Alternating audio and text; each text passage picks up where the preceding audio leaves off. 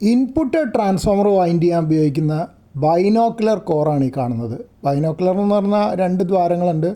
അപ്പോൾ അതിൻ്റെ flux linkage വളരെ നന്നായിരിക്കും. അതിനാണ് ബൈനോക്കുലർ കോർ ഉപയോഗിക്കുന്നത്. BN 43202 BN ബൈനോക്കുലർ എന്നുള്ളതിൻ്റെ 43 എന്ന് പറഞ്ഞാൽ അതിൻ്റെ മെറ്റീരിയലാണ്. ആ മിക്സ് 43 ആണെന്നർത്ഥം. അത് പലപ്പോഴും നമ്മൾ ഉപയോഗിക്കുന്ന വേറെ ആപ്ലിക്കേഷനും അതേ മിക്സ് ഉപയോഗിക്കാറുണ്ട്. ഇതതിന് സഹായത്തിന് വാങ്ങിച്ചൊരു സാധനമാണ്. ഇത് സോൾഡറിങ്ങിനൊക്കെ സഹായിക്കാൻ വേണ്ടിയിട്ടാണ്.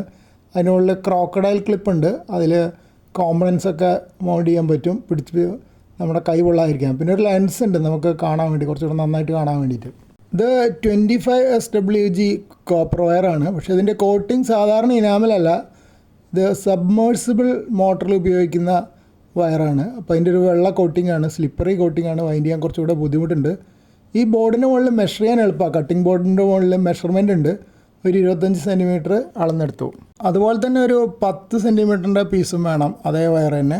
അതും ഈ ബോർഡിൻ്റെ മുകളിൽ വെച്ച് തന്നെ മെഷർ ചെയ്യും. 25 സെൻറ്റിമീറ്ററിൻ്റെ വയർ എടുത്തിട്ടാണ് പ്രൈമറി വൈൻഡിങ് ചെയ്യുന്നത്.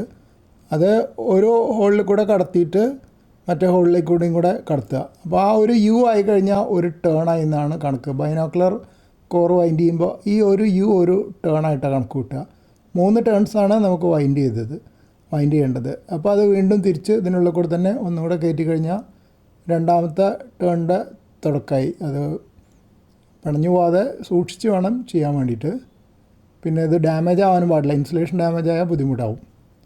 അപ്പോൾ 1.5 ആയി എന്ന് പറയാൻ വേണമെങ്കിൽ. അപ്പോൾ ഇനി തിരിച്ച് അത് അങ്ങോട്ട് തന്നെ എടുത്ത് ഇപ്പുറത്തെത്തി കഴിയുമ്പോൾ 2 ടേണായി. അപ്പോൾ 2 U പോലെ വന്നില്ലേ, അപ്പോൾ 2 ടേണായി ബൈനോക്കുലറിൻ്റെ. അത് ടൈറ്റാക്കി വയ്ക്കുകയാണ്.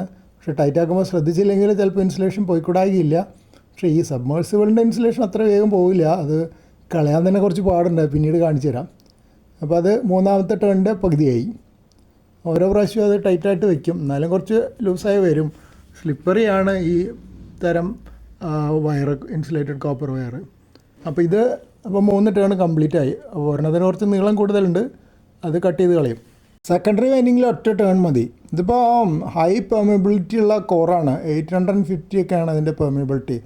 അതിനാണ് വളരെ കുറച്ച് ടേൺസേ ആവശ്യമുള്ളൂ. ഇതിപ്പോൾ 2ാമത്തെ സെറ്റ് വൈൻഡ് ചെയ്യുമ്പോൾ ലേശം കൂടെ ബുദ്ധിമുട്ടുണ്ട്, അതിനുള്ളിൽ സ്ഥലം കുറവാണ്.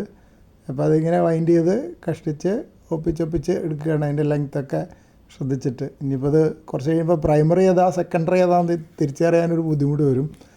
ഇതിനിപ്പോൾ സെക്കൻഡറി ഒരു ടേൺ ആയതുകൊണ്ട് എളുപ്പമാണ്. ഒന്ന് പിന്നോട്ട് തള്ളി കൊടുത്തു കഴിഞ്ഞാൽ അപ്പോൾ അറിയാം സെക്കൻഡറി ഏതാണ്. അതിൻ്റെ ഇൻസുലേഷൻ കളയാൻ ഞാൻ കുറച്ച്